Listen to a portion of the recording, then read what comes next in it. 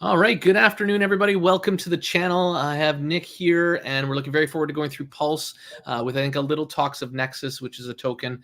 If you guys haven't seen already, there's a very detailed outlook on everything with James Pelton and Nick, which I do recommend you have a look at after this.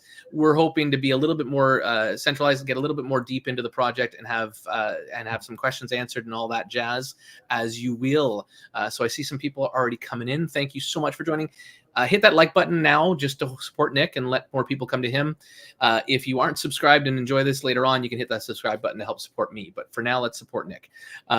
Before I let you introduce yourself, I will do a quick little intro of you for you. So we actually met in Ohio. So unlike most people I have on the channel, a lot of times it's my first time meeting them, first time interviewing them. We've had a chance to meet in Ohio at a little conference that was happening almost a year ago now. Yeah. And had a really enjoyable time. Really great guy. I will say that right away. Like, there's some people that when you meet them in person, you get a much better handle of who they are and what type of people they are. So the reason why I'm excited to have him on here is because I do feel he's a genuine person, someone with some intelligence in the space, which it says, I wish we didn't have to qualify things that way, but we do. So thank you for joining us. For those of you that didn't have the opportunity to meet you as I did, maybe let people know who you are first, and then we'll go from there. Absolutely. So first of all, thank you for complimenting me on the intelligence. No worries. My kids might say otherwise sometimes, but okay. So my name is Nick Decker. I am I'm out of Tulsa, Oklahoma. So we do not have teepees out here or anything like that. It's actually it's a great state, and so I'm a venture capitalist. I run. It's Keith. I love Keith. Keith's an awesome guy. Yes. I run 2 venture capital firms registered with the SEC, and I am the manager of both. And I run 6 other companies, and been in the space for about 2.5 years and researching. So, I mean, as you know, Justin, the space, we're counting a little bit more than dog years, so you see everything come and go and how to navigate. And so I have a team of 8 devs total that kind of revolve around what I do and how to put things together. I have 1 engineer that works for me, 3 support staff team members, and a board of advisors. So, I mean, that would be me in a nutshell. And so you've already 100x the average staff ratio of most projects. That is correct. Yes. So yes, that would be exactly right. Yes. Nice. Payroll is interesting. So yeah. Awesome. And great. And again, so a couple of things to highlight there is obviously business acumen. Having run businesses, that adds a lot of value compared to a lot of our projects that we see, or we just don't know. That's the other problem. We don't know whether, and we can't fact check half the stuff we get told.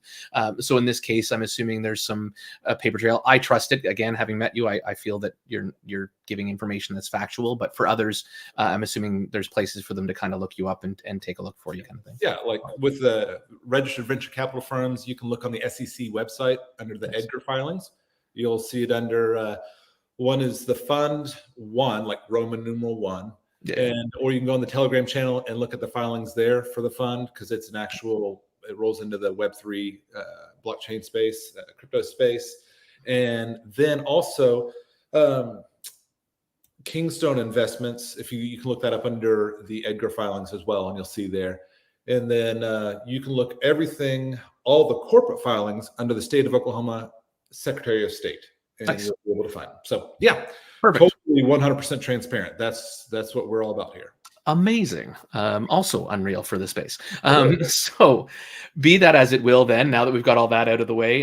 So what is, I guess, starting with the Pulse, what is the Pulse, and what's the kind of raison d'etre, and what are you trying to accomplish? Yeah, elevator pitch. That's yes, please, exactly. Elevator pitch without the girl from Ipanema playing in your ear. Yeah. So, yeah. Elevator pitch. So the Pulse is an algorithmic trading bot, unique, customized to each person. So they have to be unique. And I'll explain that here in just a minute as we dive into that.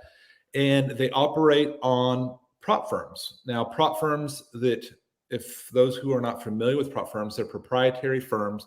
They allow you to gain access to their liquidity pool, and the Pulse bot is then attached to it and customized and unique to that prop firm. So it will stay within those boundaries of that or restrictions of that prop firm while it's trading. So on average, each bot makes a range of about 1.5% to 5% a month. Not a lot of money when you think about it, like, oh, it's, there's other bots that do more than that. But when you think about the return on your investment, because it's a one-off purchase of 5,000 USDC, you're looking at a return on investment around the 30 to 40% a month range. Yeah, exactly. So with prop firms, and I agree, you've done a good wrap up there. And I'll just sort of say, so with prop firms, you're paying a little bit of money for a lot of access, and because you guys have an algorithm, a lot of the problems with these prop firms is you can't just bot them with one bot that does the same on every single account.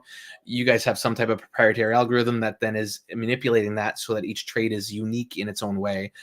So my bot and KeySpot are unique individuals that are running similar type of trades, I guess, in a sense.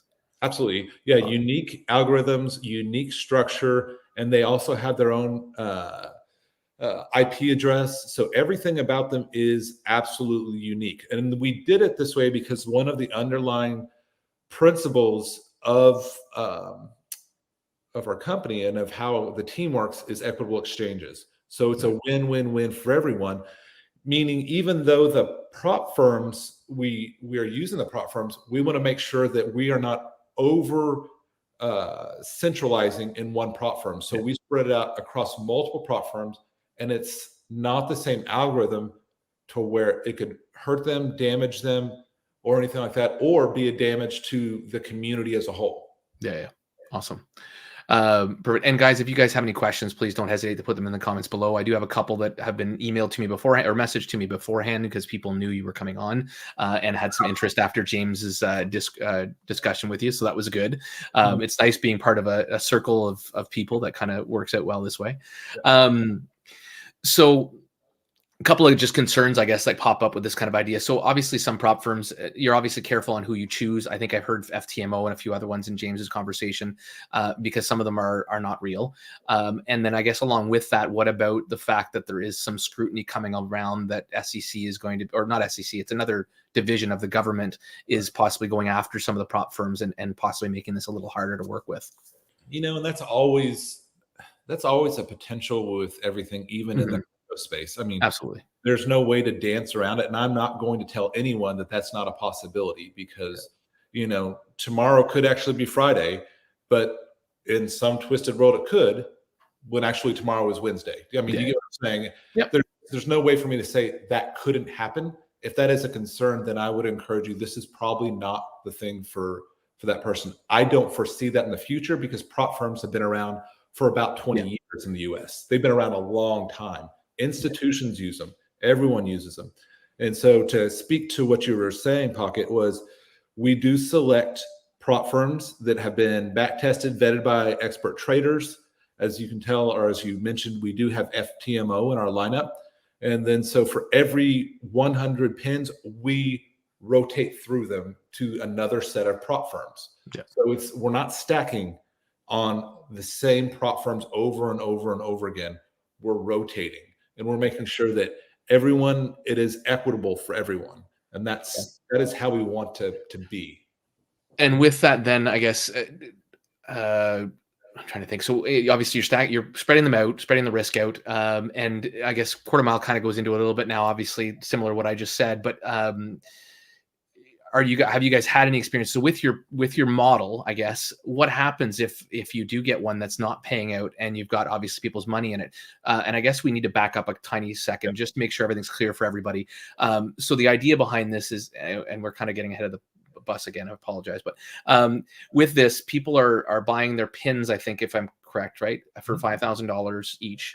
And then you're buying a prop with that one. And then some of the fees go towards creating the algorithm bot, all the setup costs, because a regular prop firm may only be $1,600, but you guys have all these other things you need to set up with this. Yes, exactly. And then you get that pin, which is unique to you and has your bot running on it.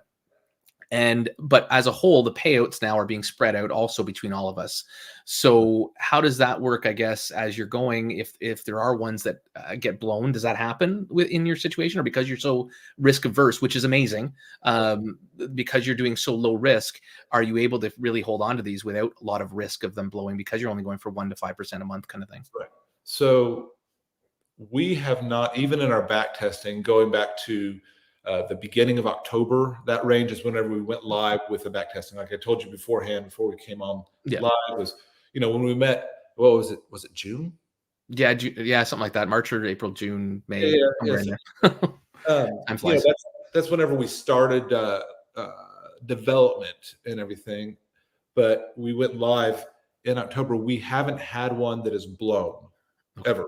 And so the only one, which if you watch James Pelton's AMA, is that I had with him, is the only issue we had at one point in time was where a bot took a trade on a Friday and it carried it into the weekend. Okay. And they termed the prop firm come Monday. We were like, okay, what happened? Because they terminated the account. We didn't know that it took the trade. And so there was some kind of malfunction with that bot, something during the beta testing, which is why it's a beta test, and we implemented safety features to make sure, including triple checking and manual overriding and shutting down the servers and making sure everything was cleared out in 24 hours in advance. So yeah, I mean, that's the only time we've had a termination of an account. Other than that, no account has ever been blown. They're very conservative bots. Exactly, which is why I wanted to start preface that for sure. So with that, then, so they're very low conservative bots. So we're not worried about the accounts being blown. Obviously, our real only concern or risk is with different prop firms getting hit with certain things. So you're spread out to help avoid that. Right. As a whole, does any individual lose out if a prop firm goes away, or is the risk being diversified amongst everybody?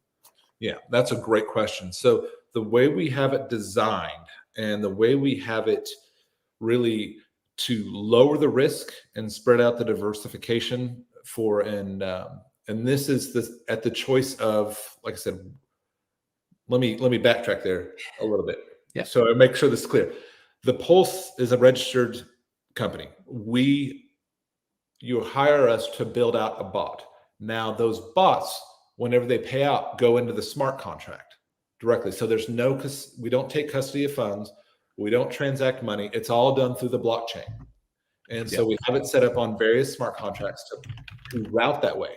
So when it hits the smart contract, however many pin holders there are, it splits it about among the wallet addresses.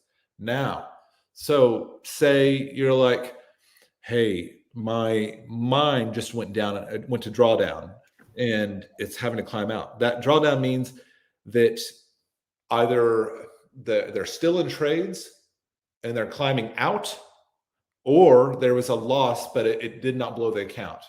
That's a high overview. I mean, there's more to it than that, but to very short and sweet, it's spread out among the pin holders. So in theory, a person could get paid every day because of all the pin holders and the time frames that they came in.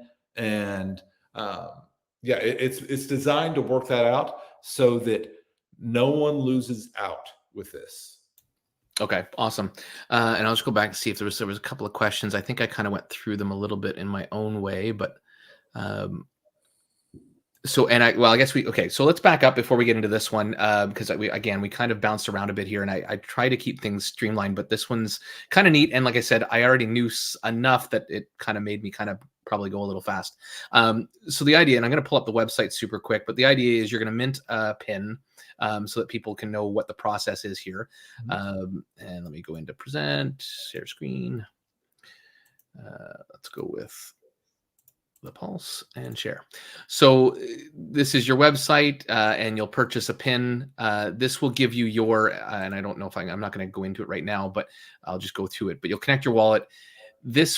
Which it's going off. So this will give you access to the whole thing. It'll give you your piece of the pie, I guess, if you will, when you connect to here. And from there, you guys go off. Before we get to the quarter mile question, I do want to say the next one in this order, I guess, is What coin? I apologize, guys. What coin's the prop for paying? You then have to pass the prop firm. So somebody did ask, obviously, how long does it take to pass? Again, James Pelton has a really good video. So if you want to get really nitty gritty details, go have a peek at that. For passing, it's variable based on A, the prop firm, B, the bot, and how it performs on that individual one at that time. Correct? Correct. Yes. Okay. So that kind of answers that one. And then when you do get your payouts, then how does it pay out? So it's paying out in stable coin, or how's that working? So it is paid out in a private token, which, like we said, we build out the venture capital firms. We have one DApp rolling out a month for the next year and slated beyond that. So all these DApps run off a singular token, and it's a token that is registered to us, and it is or owned by us.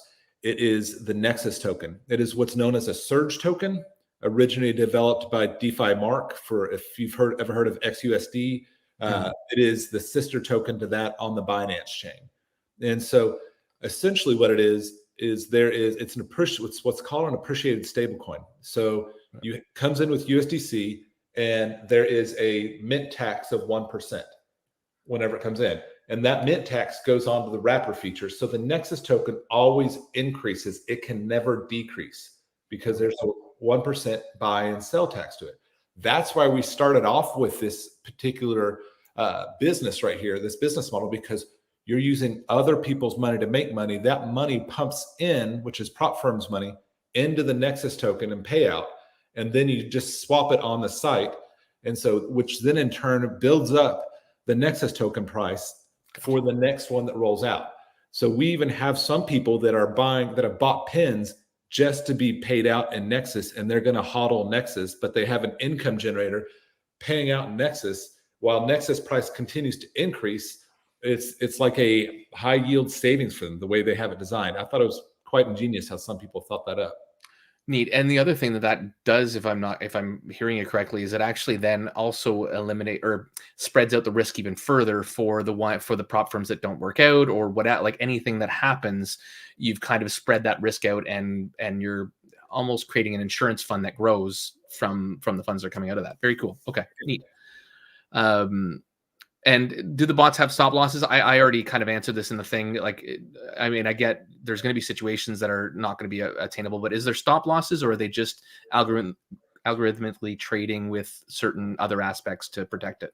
Yes, they do have technology within them, just like they're talking about is stop loss. Yes. Okay, perfect. And hi, Denver, welcome. If it's Forex weekends, but again, it's not that they shut down. Some prop firms let you have open trades through Forex, and some don't.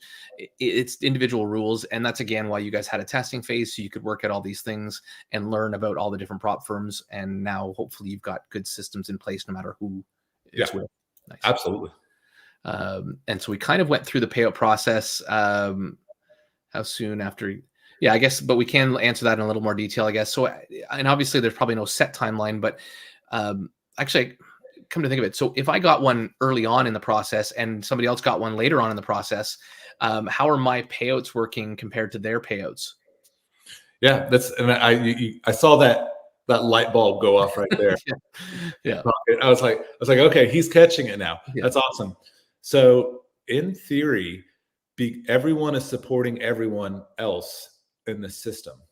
Okay. So say you went in, let me backtrack there. So 21 days is the typical turnaround time before you get your first payout with prop firms. They usually take 21 days. Yeah. But in this scenario, the front runners, everyone is supporting everyone else. So the front runners are their accounts are building funds and paying into the contract straight from the prop firm. Mm-hmm. So in theory, I'm just saying this in theory, say you bought one today and we had 100 pins going or whatever, and there's funds coming into the smart contract, it would be split among all the pin holders on the contract. So while your prop firm is passing. Yeah. So you get lucky and you could get a payout early on, kind of thing, if you're getting in a little later. Yeah, cool.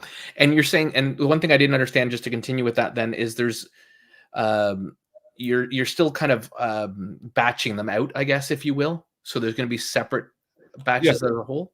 And the reason why we did that is, like I said early on, we're very much about an equitable exchange. So we're taking 100 pins, and we are like, okay, once we reach 100, we're going to take not a census, but kind of a seeing how customer service is doing right now during business hours. They're getting back to everyone on average within the hour.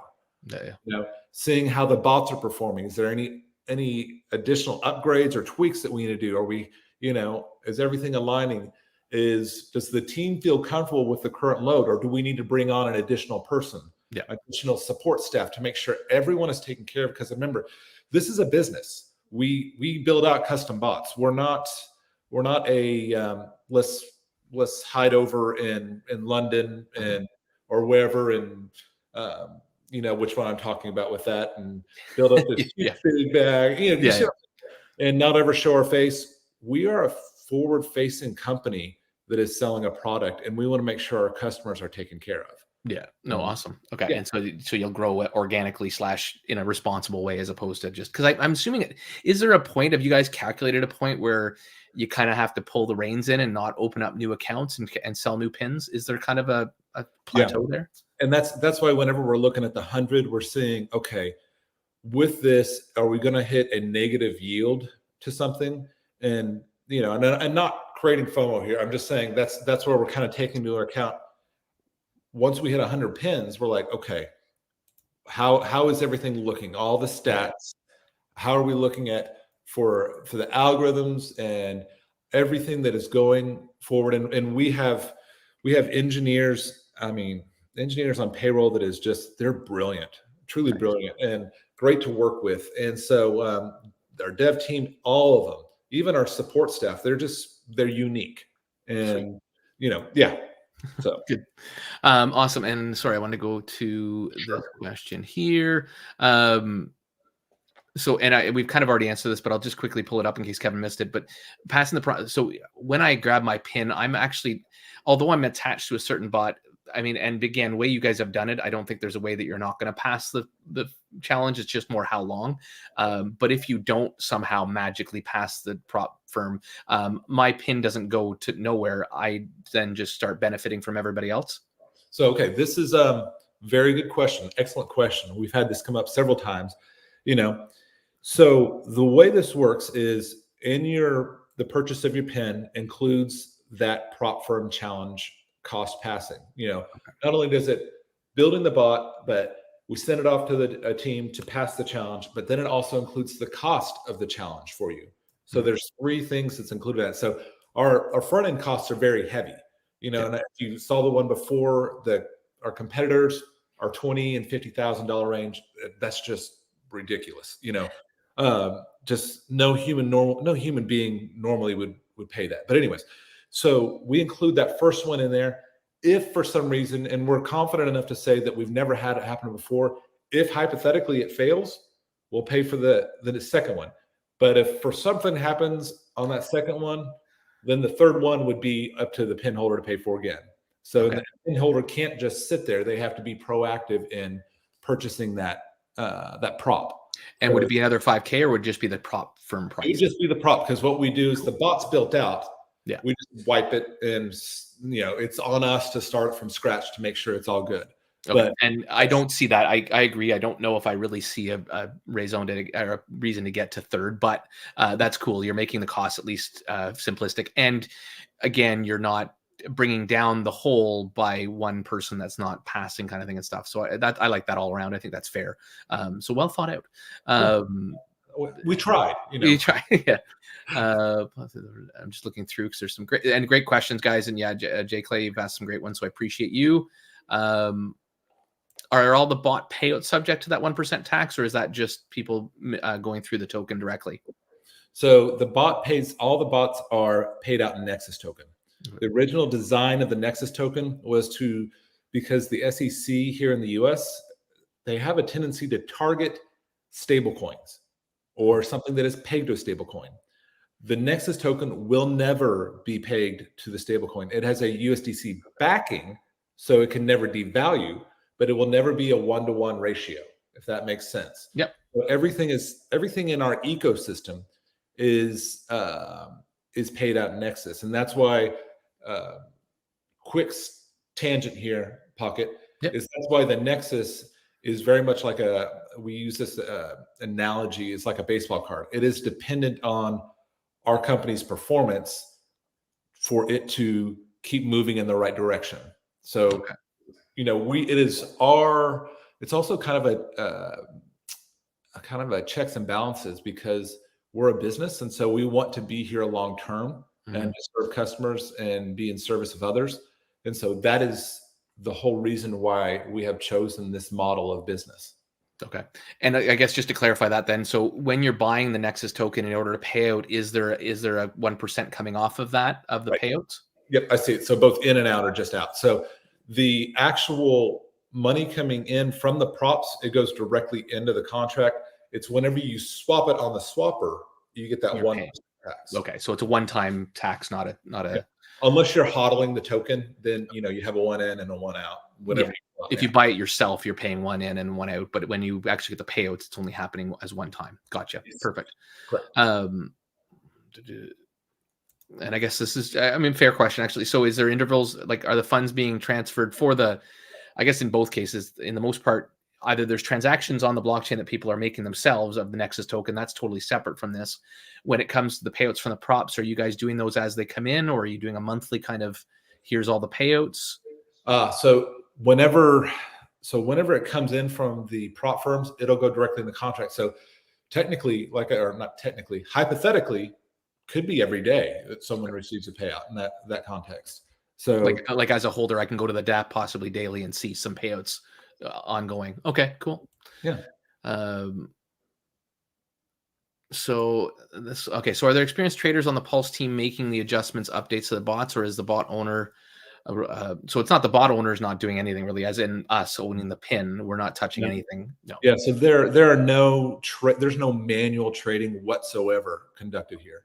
Okay. It is all part of the engineering team, and we do have expert traders advising us, but they are not manual trading. I have to make sure that's abundantly clear in this context. Okay. So no manual trading. And there was a question. Let's see the bot owner of the royalty. The royalties, the royalties are on the. If you look on the white paper, it explains that in that there's a subscription fee in there. So what that subscription fee, that pays for everything from the server to the continued R&D costs. Because like we said, our front end costs are very heavy. Mm-hmm. Building everything out, So you're covering the royalty fees. That's all going to the original builder, or basically the person who designed the IP. Does that make sense with what I'm saying? Yeah. Yeah. So we have costs on the back end, but the majority of our costs are on the front end. So it's an equitable exchange. Let's put it that way. Yeah, because you're going to have, even like once you set up the servers, there's still costs monthly for them, but just not as heavy, which makes sense. And just going through the money, how the money is being transitioned around, is there safeties in place for that? Now, a lot of the prop firms pay out. I guess some of them will allow you to do crypto. Are you keeping it all in crypto where you can? Yeah, everything is paid out through the prop firms in crypto. Okay, perfect. Yeah, I think 90% of them, if not more, pay out in crypto as well, which is nice. Yes. And I guess along those lines, because you guys are a business and all this stuff, is there any tax? Like, is it money in, money out on the tax side of things, or do you guys need to worry about holding funds back for the corporate taxes and all that kind of stuff? So that's on our side for our taxes of what we've got to pay. Now, we actually have a partnership with ZenLedger, one of our venture capital firms. Okay. The fund does specifically. Which you'll be doing another AMA Pocket if I didn't. Yeah, no worries. Yeah, we'll cover that later after this. So so we actually have a partnership with them, and so it runs like any other business where we are getting hit with the bulk of the cost, and then there is a ZenLedger. I forget what statement it is that they will send out for us, but that is how it's generated right there, because we have to stay above board because we're a U.S. company. Okay. And going back to this question, quarter mile, because I don't think I finished it. But basically, are we looking at, so how much, what securities are in place when the money's being moved? Who has like not necessarily who has access to, but how are you managing, I guess, these movements of funds in a safe way to make sure nobody can get in, or no individual of the company can kind of just go take the money and run kind of thing? That's a great question. So the front end money, let's put it that way, where it goes in, where someone pays for their bot and everything, there's a multi-sig attached to that. So because then we have to distribute out the funds to different vendors to start the process. Yeah. So whenever they pay for the bot, or whenever someone pays for the bot to be built out, custom built out, and they sign the contract, the moment the contract is signed, we get started on it. And so then that's when all of our expenses start. So what we do is we have one person way over yonder and one person way over yonder. One of them which is me, is then we'll get together. I mean, safe wallets, multi-sig. Yeah. That's how that works. And so that's where it is. The rest of it will go pump directly into the contract, and no one's touching it, and just goes into the contract and distributes from there. Perfect. And this one here, and then for the money coming in, I guess, just to keep on this, because I know if I don't answer it all properly, quarter mile, I'll be back on my case. So the funds coming then in from the prop firms, is that also, does those funds get sent into a multi-sig wallet as well? And how many people are we talking on the multi-sig? You mentioned 3, it sounds like, is that, and 2 of them have to sign? Yep, correct. And they're all company employees kind of thing. So there's no issue of, it's different than a regular, DeFi project where there's 3 guys, they've never met each other, and they've signed this multi-sig, and one of them moves the money out, the other guy misses it and goes, oh crap, I just sent all the money to the one guy who stole it. Okay. Yeah, or one gets a car wreck and you never see it, that kind of stuff. Yeah, exactly. Yeah. Okay. So, and I guess with this one, it's going to depend on the prop firm, Kevin. So how much does the third prop firm challenge cost? That's going to depend on, each prop firm has their own costs. Like I said, I quickly threw out a number, like for a 200K account, they range between 1,000 to 1,600, I guess, depending on the prop firm. So that cost will be dependent on which one. And I guess theoretically, as long as it's on your list, they could choose whoever, if they wanted. And I guess so. Yeah. How many and so is there anybody, and this kind of got asked and we didn't go into as much detail, but you say there's no manual trading. Is anybody monitoring this stuff on a regular basis? Do you remember whenever I said, hey, back in the beta testing, we had a bot that made a trade, and that somehow either it didn't turn off or there was a glitch in the system? We corrected that, but at the same time, the correction wasn't enough for me. So we have a team that oversees them, and we go through on a nightly basis to make sure everything is turned off. So we're not going into certain sessions. So there's no manual trading. It's more like just pushing the power button and making sure that everything is working properly. And I guess along those lines, then, when it comes to big news swings in the Forex market, we know bots get wasted all the time because of this. Are yours so conservative that you can withstand that kind of thing? Or are you making changes during news events? Yeah. So like today is a red folder day in the US. Mm-hmm. We discussed it and we said, hey, because of the type of red folder day, we're not going to turn on the bot, because the bots, for the reason that there's some, let's put it, this is going to sound really weird, but there's some good volatility and there's bad volatility. The bot can navigate news. It's fine. It does, however, sometimes where it's more hard-hitting red folder days, it can go into drawdown, and we don't want that. So it's one of those things where you look at it, it's like it has a news filter on it, but at the same time, we're like, this is not one of those things that we think, based on the system that is set up with the bot, it could handle and make a profit. Gotcha. So it's kind of like, but there are some that is monitoring it. Yeah. Perfect. And I think I kind of know the answer to this, but 2 questions kind of came up side by side, basically wondering whether they can monitor the trades. Theoretically, because my pin is attached to one prop firm, I'm not necessarily earning from that prop firm. I'm assuming your guys are going to keep that stuff behind bars, because that could get pretty, I've got a better bot than yours. Like, it's just going to be a little bit dumb. Yeah. But to answer CBUX, was it CBUX? Is that right? CBUX, yeah. Yeah.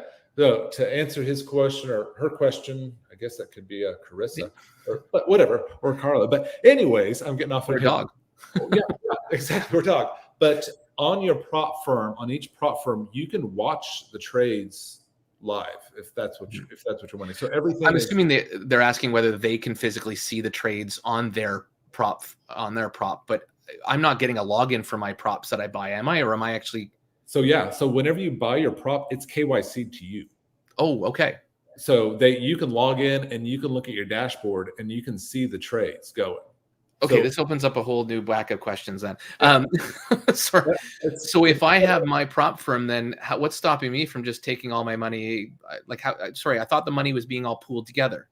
It is. So whenever that is part of the agreement, Okay. is because there's a catch-22 with that. With this, it is a consensus or a consent in the subscription agreement to work as a community.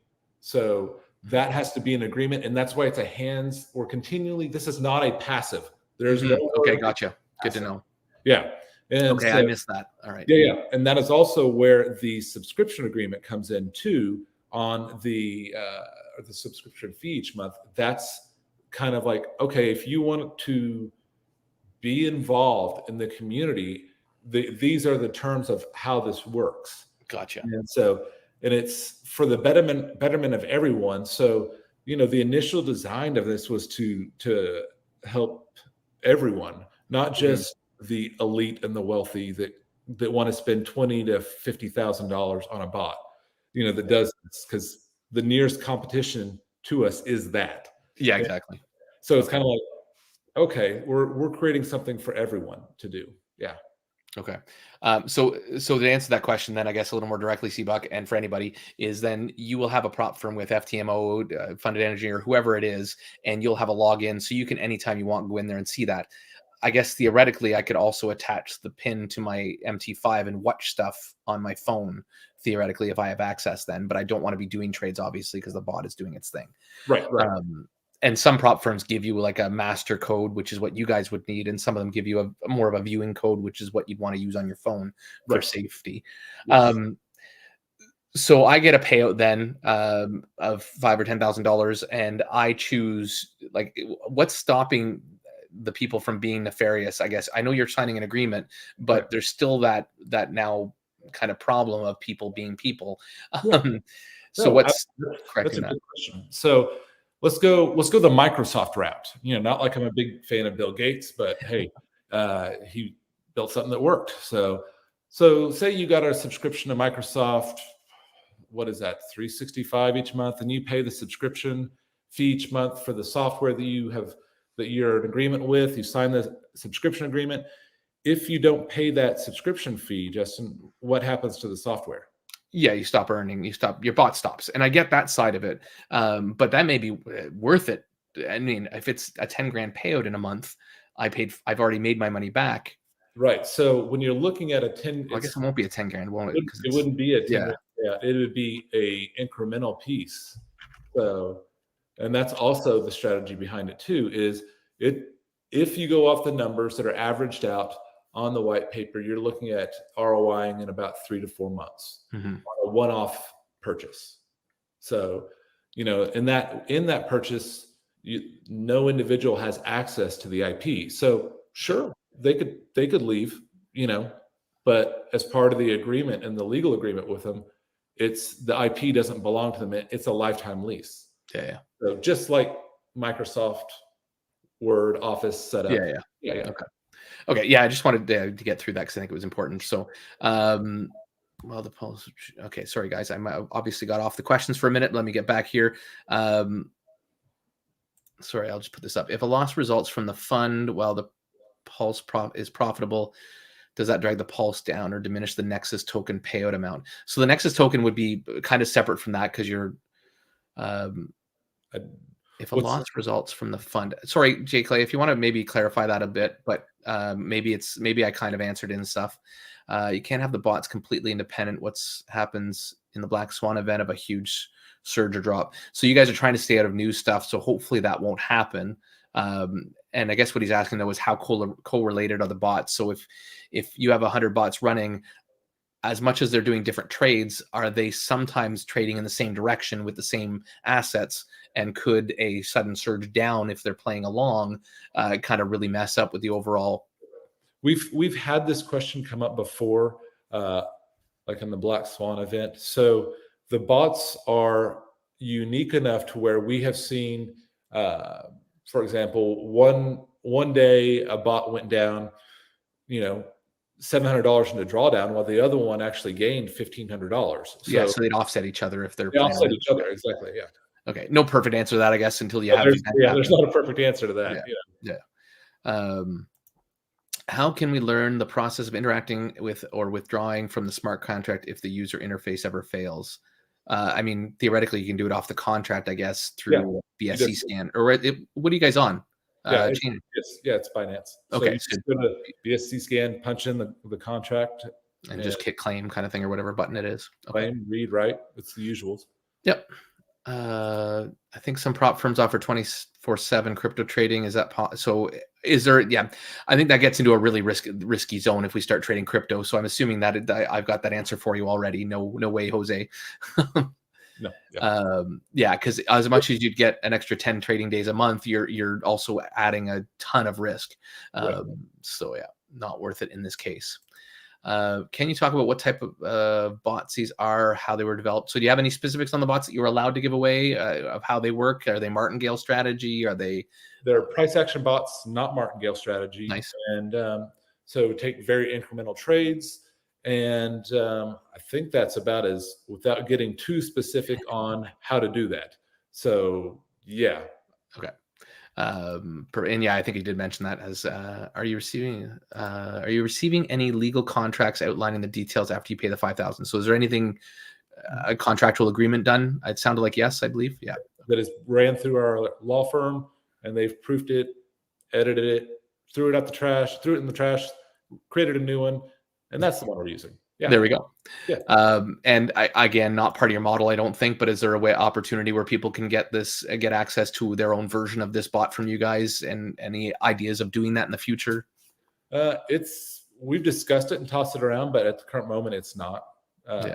It's one of those things we have seen people where you buy a bot, but then it becomes stale. Okay. And we constantly update the bots as part of the service agreement. And so that's how these continue to move in the right direction, is because we have a team that services them. Cool. Our paint background's almost the same. I just realized it's almost like we're in the same house, just side by side. I want to tell everyone that you're in the room next door. So. Yeah, exactly. That's why there's an echo. Yeah, howdy, Funny Churro. Welcome. And welcome back from vacation there, MG40. Any pair so is it kind of a little bit of everything? Are you trading gold at all, or is that off the docket kind of thing because of the risk? Yeah, so there are several different pairs, and because they're all different.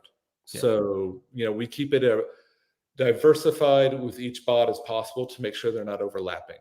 Gotcha. Because the problem is, and what everyone needs to understand is whenever you talk about unique bots, they have to be unique, because the prop firms, if they see the same trade with different accounts, they won't just kick out the youngest account, they'll kick out both accounts because it violates their risk management policies. Yeah, exactly. Perfect. So we got through all the questions there and stuff. I did and learned a couple of new things, which was good. So I appreciate it. I think we've got some good details here that hopefully everybody can enjoy listening to. I love the idea. Like I said, I love prop firms. I am playing with them. I find them very hard to, sometimes you win, sometimes you lose, sometimes you end up blowing it. Bots are so all over the place, and to find quality ones, well, most of them keep them close to their chest, I think, if they have anything good, or charge, like you said, $50,000 or something. Which is why we're keeping it close to our chest, the IP. Of course. We're making it available to others for a lifetime lease. Yeah. No, that's awesome. And sorry, another question. So the fund is a part of the same universe as the Pulse. Both touch the Nexus token. Does Pulse performance affect the fund and vice versa? That's a good question. Yeah. So the fund is a registered venture capital company that is going to be launching in end of February, beginning of March. So that has been everything that I have lived and breathed for the past year and a half on how to make something SEC compliant in this space. Pocket knows about that, because I That one is very near and dear to my heart to make sure it goes to launch. So the way this works is the fund is actually set up. I'm going to do a kind of a little bit side branch for you there, pocket for next one. Sound good? All right. So the fund is actually set up to where the investors in the fund, and I can say investors because it's a registered, with the SEC. So the investors actually are pouring into the fund via DAPT or a DAP. And so what those funds do is and that's why we're front running DAPs, legal DAPs, and the fund owns equity positions in each one of those DAPs, and the equity position pours back into the fund that's how they receive their payouts. Gotcha.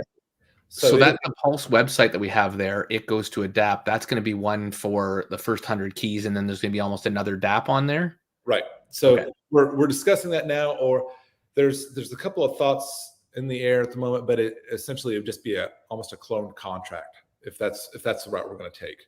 Okay. So yeah, which makes sense because you don't want to add extra risks.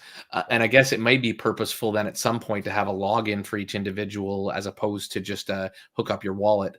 That way I could be logged into the dApps I have a part of and have, I don't know. So there's some things for you to mull over there, I guess. But so yeah. And oddly enough, Kevin did read my mind. I had this as one of my last questions because I was also asking this of myself during James AMA, but hadn't until afterwards. Right. So you guys have these fees that come out. It sounds like a lot of your costs go out right away, and there's costs for that money coming in. So how are you guys earning money in the long term on this? Because it seems to be slim margins afterwards once everything's going.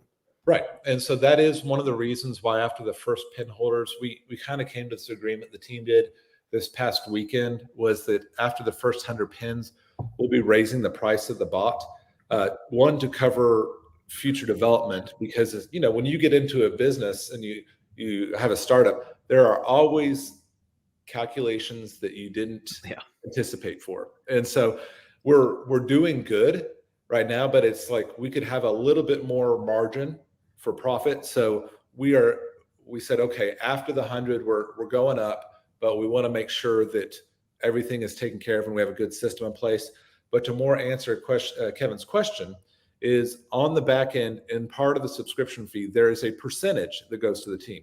Okay. That's how we make a little bit of the money, but we need a little bit more wiggle room on the front too, to cover some things that have come up and just development and dev teams they're fantastic, but when you hire brilliant people, you pray that you can pay them good money because you don't pay them cheap money, you pay them good money. So yeah. Gotcha. And Quarter Mile, I had this question starred. You asked it earlier. I had it left for the end as well. But he did repeat it, knowing that maybe it might have gotten forgotten. So I noticed you have, and I get the reasoning within reason, but I know you guys have a Telegram for both the Nexus and for Pulse, but they are very closed. You can't see who's putting thumbs up. This does bring some concerns for people only because we've seen this crap in the past. Is there going to be an opportunity or a place maybe where people can more converse openly who are really favorable towards what you're creating here and want to create more opportunity for like-minded people to have a chat and see how things are going? Yeah. So, there's a reason why we set it up the way we have is, like I said, on James Pelton's AMA, is most people with Telegram groups, they want to go in there to talk, and it's just humans being humans. Even when they don't think they're saying something fuddish, it's still FUD. And that's how, then it starts a downward spiral trend. And so what we've done instead is set up a way where people can receive the news for the community. And then if they want to come talk to on every Thursday night, if you go in there, you'll see a live Zoom call where you can come in and talk with me, or you can bring your concerns, or on each one of the sites, there's a Calendly link where you can just go in and say, just schedule a time and have a one-to-one with me. So it's more, you're receiving the transparency and the visibility, but we have never, ever seen a Telegram group actually succeed with a app, with one of these. It always ends horribly, because Jane told Paul, and Paul told Peter, and then it's playing that telephone game where it first started out like, "Hey, this is a great project," and then 30 people down the line said, "They stole who from what?" Yeah, That's yeah, what yeah. it, and I so guess on that point, then it was something maybe to look at down the road. And I being a community manager and a mod in a few different discords, it may be worthwhile. Are these pins done as NFTs? no, they're done as straight purchases. Yeah, Okay, so but they're on a contract, so there still is a token address for it. there is a contract address. Yeah, Okay, so theoretically, that you could make sure that only holders were yeah, allowed into one of these sites, because it may be handy for people to have an ability to have a conversation, especially if they are like-minded and enjoying this protocol or project or company, whatever. It may be worthwhile down the road as Nexus grows and all that stuff. But I get it. Don't get me wrong. I totally get it. And Telegram is by far one of my hated ones for that kind of right. BS, but it is what it is. And do we have a count on how many of the 100 pins have gone already? Do you guys divulge that? We're looking at approximately 30 pins left so Okay. we have sold right That's good to around hear. 70 pins in 3 to 4 weeks. Nice. So yeah, So, and Kevin's asking how much you think you may, oh, I'm assuming he means of the purchase price. So it's 5K per pin right now. Do you guys have an idea and estimate what it might go to after the 30? right. Based on the marketing team and accounting team, you're looking at probably 7,500 per pin. It would be the next price bracket. Okay. Um, and yeah, MG40 puts EMP obviously is one of the communities. So we know how many pins are left. And payouts, I guess, on the contract, are you putting the payouts into the contract individually? So will people be able to go and view that and see what are going on there? Yeah. So whenever the prop firm pays out, it'll go directly into the contract. So any transactions that come in the contract just by sheer blockchain technology is 100% transparent of what's coming in. Gotcha. So I guess what I'm asking, just more like similar to his question, but in more detail, is are you actually lumping the funds in there individually? So if Justin or Pocket has a payout and I give it to you guys, and then George has a payout and MG40 has a payout and Quarter Mile has a payout, are those all hitting the contract separately so people could see kind of a track record of here's all the different prop firms and what they're paying out on average? right. So the way you look at that is whenever the prop firms pay into the contract, remember, so our subscription fee, how that works is on the contract, there's a distribution part of it that set percentage, all of it has to go into the contract. That's where our subscription fee comes in, not before. So when the pin holders get paid, it's distributed among the pin holders. So does that percent, or the contract is set to where the percentage fee goes out to the actual owners. Gotcha. That's what I'm saying. I think so. Yeah.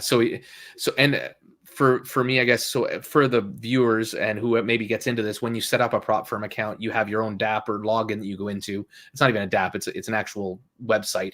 And am I setting up a payment account with a crypto address that's going straight to you guys, 100% of the funds? Is that the idea? So not going to us, going to the contract. So Okay. So it's going straight from us to the contract. yeah, It never even touches you guys. no. So. Oh, interesting. Okay, because I think we didn't quite answer that accurately before, but that's perfect. Okay. And Denver says he's excited about Pulse. He's going to hopefully talk to you next week, which is awesome. Thank you, Denver. And I'm assuming the answer is no to this, and I totally get it. Might there be a time where an initial investment less than 5K would be accepted? Would you guys do, for instance, I guess, for example, would you guys do half lots where you maybe, if you're normally doing 200K accounts, would you consider doing 100K accounts to create a smaller barrier of entry? So we've had someone ask us this before. Actually, several people have. The price point we can't change because it's on a smart contract. So, Gotcha. Okay. Yeah, we can't change that. And the I guess future contracts you could. Yeah, so they'd have to come back in a reiteration. You see what I'm saying? But not with where we're at right now. Yeah. So with that said, whenever you changing the prop firm size it's jipping the next person to you. Well, it would be, you'd have to charge more. So it wouldn't be a direct half, in my opinion, because you guys have all those startup costs that are fixed. Right. So the only way to do it is if you were to bump the price up to 7,500, theoretically, maybe a $4,000 one, I'm just throwing out numbers, could be a 100K account and allow them to get their half of, like, a smaller percentage, like half less of what the payouts are. So I guess all I'm saying is there's possibly a solution there. I just don't know if it's as advantageous as a whole, because it does complicate things and add extra nuances. It does complicate things, because whenever the point is to where everyone is on equal standing ground when they go in. So if you have a 300,000 and they're all $200,000 accounts, then you have another one, your average is going to get skewed. Does that make sense? So you're trying to keep it even keeled to where the payout is averaged across the board. Yeah.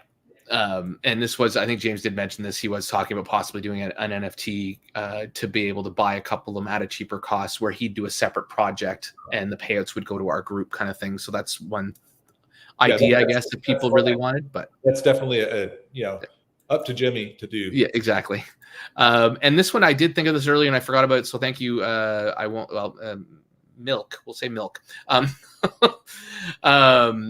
So my KYC prop firm account will be connected to the contract address with potentially, not millions of dollars volume. That's not accurate at all. But where I do, I guess, where the concern does happen though, is if I'm KYC'd and I'm paying you guys $5,000 a month, let's say, are my payouts on my 200K account. What about my taxes though? Right. And so remember when I mentioned ZenLedger earlier? Okay. Oh, yes.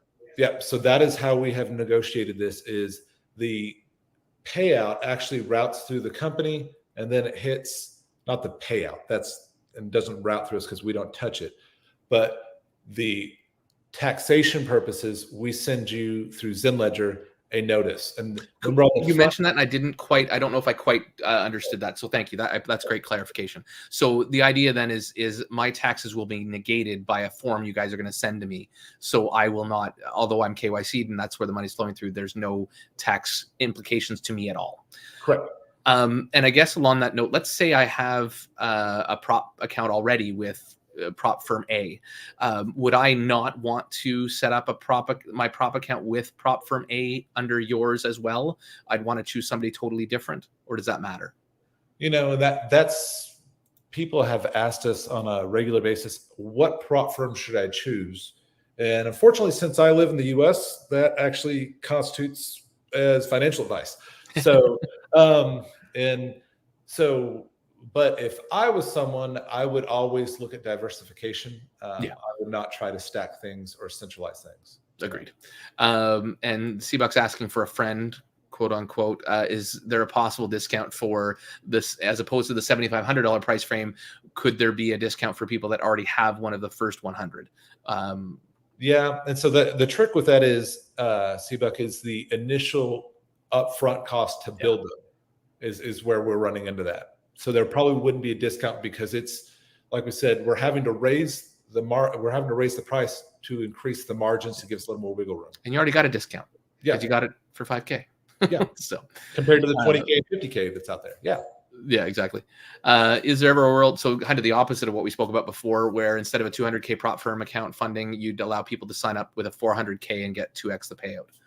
Yeah. I mean, if you had two bots, that would be a 400K account. Yeah, so you're just doing it separately as opposed to having a 400K, because I don't really see any advantage to having a separate 400K prop firm over two 200K prop firms. If anything, there's some advantage to the 200K because you're more diversified. So I guess either or. And we will shut this down soon, guys. We're kind of hitting that hour mark. I told him before we started, I said, I will gladly let this run an hour if we need to, and we needed to, and I'm happy to. He told me not to be long-winded. That was which you weren't. yeah.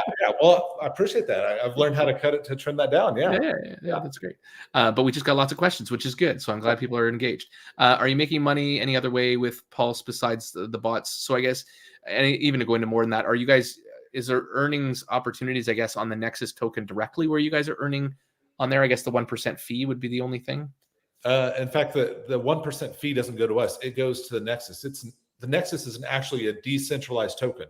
Okay, so it's totally hands off. Yeah, and there's no contract. Yeah, it's or if you want to buy the Nexus token and hodl it, then that would be how you would earn money. So yeah. Okay, so I guess, and we kind of went through this a little bit, but you guys aren't earning in any other way through this process. Really, it's just from the fees up front, and then so I mean, because to me, I guess you guys should almost be having I mean, I guess you can buy your own to front end yourself, but it feels like you guys should have something coming through from the fees, from the funds going in the contract. You guys should have a team fee, I feel like, but right. But again, it's not a DeFi project. It's just, we're just marketing to the DeFi space. yeah. Gotcha. It's a TradFi market for us. Yeah. Gotcha. Still not getting the payouts. Is there a certain day each week? So I guess you guys probably wouldn't have had payouts on any of yours yet. We haven't had for any of the Pulse bots yet. Yeah, because you guys just started. What day did you guys start? That was like I think our first one was shortly after. Our first sale was shortly after the 28th of December. So then you had the prop challenges that had to be passed. Yeah. So, you're looking here at the beginning of February when the first one, I think is what we're calculating, will start. So there haven't been any payouts to the contract yet. No, there wouldn't be. That makes sense. Yeah. Okay. So yeah, Kevin. So there's no payouts yet. I guess have you passed all the pins that have been purchased up in? Yeah. So the percentage. Yeah. So we put out about once a week. We'll put out on the Telegram chat what the status is. Okay. And so the status always changes because people are buying more pins and we're passing more props, and so it's always a flux. It's really hard to tell people, hey, all these are passed. However, the majority of them are passed. I think we have a few, which including are in the process. And then I think there's like one or two people that have still not sent us their challenge credentials. So which makes it, you guys are dead in the water until then. Yeah. Okay. I guess that's the one thing. You have the money and you're sitting on it now, but which sucks, whatever.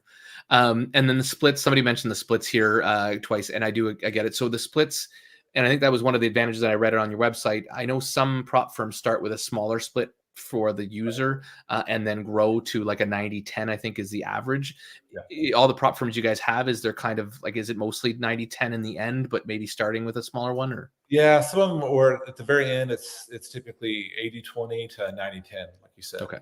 So yeah, and they kind of vary, and they vary. And did they all vary at the start, or some of them already like 90-10 off the bat? I guess it depends on each one. Yeah, it depends on each one. I mean, because we have a varying set in there, but yeah, for most part, you can. That's why we just tell everyone, hey, do your research, take a look at which one, and when you think about it, the split truly doesn't make a difference because of how it's set up. Yeah, gotcha. Yeah. Sorry, Toro asks, what would happen if a prop firm that an individual signed up for shuts down? Would Pulse pay again for the challenge? Yeah, so I guess what happens if we do have like, and that's maybe a Black Swan event. So you guys are diversified in how many prop firms right now? We have, actually for each wave, we have right about 8 to 10 that we wrote. Good. That's a nice amount. So if one of those goes away, I'm assuming that just means, unfortunately, the payouts will diminish over time because you're going to lose a bunch of. Yeah. So like and we try to make sure, like I said, we have 8 to 10 we rotate through. So it's not a fixed number at one point. We make sure that the prop firms that we are able to offer, they keep rotating around to make sure that it's level playing field. So if, say, one prop firm did, like Funny Toro said, actually did go out hypothetically, then everyone might see a dip a little bit in their payouts because it's the average. But then what you could do is they would just be responsible for the challenge to pass again. Gotcha. Okay. Yeah, and I guess is there any money inside there? I guess if you were to have that hit almost as an insurance where you're able to buy back a bunch of prop firms, or each individual pin holder then would have to buy back. Is that what you're saying? Yeah, each individual or a pin holder would have to purchase theirs back again. Okay. Yeah, that makes sense, because then you're keeping everything going and there's really no chance of it totally diminishing. It just maybe payouts will diminish for 2-3 months while you get reactivated. And it's typically not even that long, because if you look at the cycle that we have enough coming in. Mm-hmm. So if some had some go out, and we're making sure that we're not stacking too heavily on one, that they'll come in, and then it typically takes about 4 weeks in total for the first person to get their payout, something like that. Gotcha. From purchase to passing to payout. To payout. Yeah. So that's typically what you see.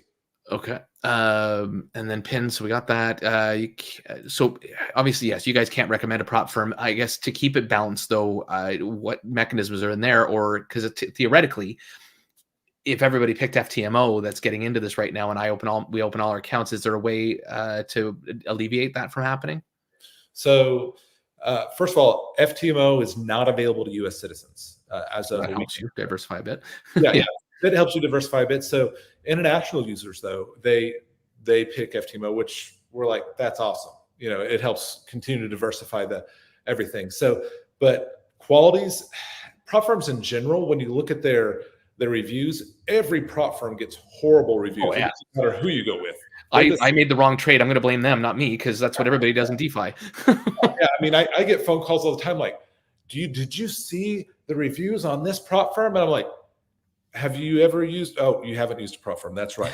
Okay, every prop firm has. It doesn't even. I mean, I think the only one that doesn't have horrible reviews is FTMO, and that's because they've been around since almost the beginning of time for prop firms. Yeah, exactly. Yeah. And so I cannot mocha Mattel sleep. Sorry, I apologize, sir. I live outside the US. Do I qualify? So anybody can get a pin with this. There's no matter where you live in the world. I think there's going to be a prop firm that you guys deal with that you can qualify for. So there's really no restricting factors there at all. It's just if you're in the US, you wouldn't be able to do FTMO, for example. But no matter what, you can find one. Okay, so that makes that. Yeah, no problem, C-Buck. I'm glad we were able to hopefully get through everybody. I will kind of shut it down now. It looks like we're slowing down on questions anyways, which is great. And yeah, guys. So I appreciate this, Nick. I like I said, I've known we're not besties or anything like that, but we definitely had I think a really good connection in Ohio. Although we haven't talked to each other since, but I think that's often with these kind of things. But yeah. But I appreciate you and I appreciate anything you've developed here. I think there's going to be some opportunities here for people that maybe, like I said, for myself, I'm even liking the idea because I've tried prop firms and I've done good and bad. And most of the time I even passed one and then I failed a stupid account because human error is such a massive problem with these kind of things. And as good as you may be, there's still chances where you're going to have a bad week or your strategy will have a bad trend and you'll not adapt fast enough and you'll slowly burn your account out. There's so many things like that you can do. And I love the slow and steady wins the race kind of opportunities that give me long-term passive income. And this seems like a fantastic form of that. Not financial advice, guys, obviously do your own research. And looks like a few of you guys obviously are here, which I appreciate you guys coming to the thing. And yeah, I'm looking forward to you guys getting your first payout. I wish I had a little extra cash aside. I might get one myself, but and that's going to be the one barrier is 5K is definitely a number that's going to be hard for a lot of people. So that's the one disadvantage I guess I can see of this, but otherwise you guys have thought of a lot of variables, which I appreciate. So yeah, and if we brought it down below 5, we would have, but we just couldn't. Yeah. I totally get it. I totally understand. So, any other things you wanted to get out? I know, obviously, we'll have another time to maybe talk specifically about the Nexus token and its ability to be a tool even outside of Pulse. Right. We'll try and have a chat about that. Anything else you wanted to get out today while you're here? Yeah, and I do like to emphasize this because the DeFi space has tremendous potential. So does blockchain technology. Blockchain technology, I believe, is what's on the cutting edge, as Justin and I were talking about earlier. The only thing that everyone has seen in the DeFi space is people rugging, people not being transparent, people staying hidden. Yeah. If you want to meet with me, if you want to talk to me, on the sites, every one of our sites, there's a way to hook into the Calendly link, so you can set up a meeting with me one-to-one. On Thursday evenings, you can go into the Zoom calls. You can talk to me one-to-one. All kinds of stuff. Yeah. Transparency. Yeah, that's a good balance. Yeah. So awesome. Yeah, I think that's about it, guys. Obviously, if you have any other questions, don't hesitate to reach out to me. But as said, and check out the website, the pulsedefi.ai. It is in the description down below. Obviously, like and subscribe on your way out. I guess this one's kind of a hard one to answer. Keith, always throwing in one last one on me, 3 months, I guess, would be a fair statement-ish, but nothing guaranteed in this kind of thing. Right. That is let's put it this way. That is the what we have listed based on the, 1.5-2% on the white paper for an average. True. So if everything was perfect and you had everybody activate their accounts after they purchased the dang thing, how does that work? So if I purchase the account, I don't give you any of the freaking credentials. Am I still able to earn on that in the meantime? You're put into an escrow account on the contract.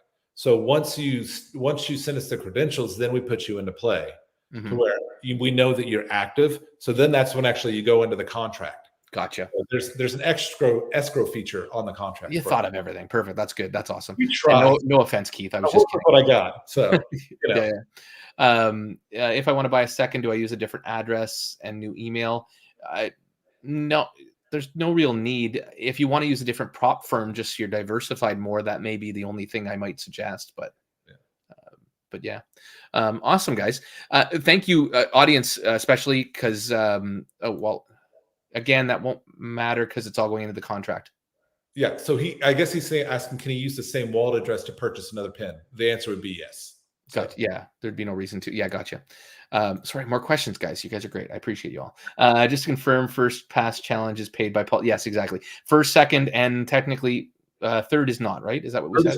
But because we haven't ever experienced the first one not passing. So we say, hey, we'll be, there's a benefit of a doubt there. If something ever happens, we'll cover the second one. Gotcha. But the third one, they're like, what the heck? No, yeah. Is there plans to develop a Pulse app for pin holders to interact with? There is. So whenever it's actually already built out. So the DApp, once you purchase, it pushes you beyond that and you can log back in. So right now, I think they were pushing an update out so you can interact with it, but it is already there and it's already built. Gotcha. Ready to go. And love you too, Keith. Awesome. All right. Well, thank you so much, guys. And I appreciate you guys. This was very interactive, which I appreciate a lot. And all the questions and stuff.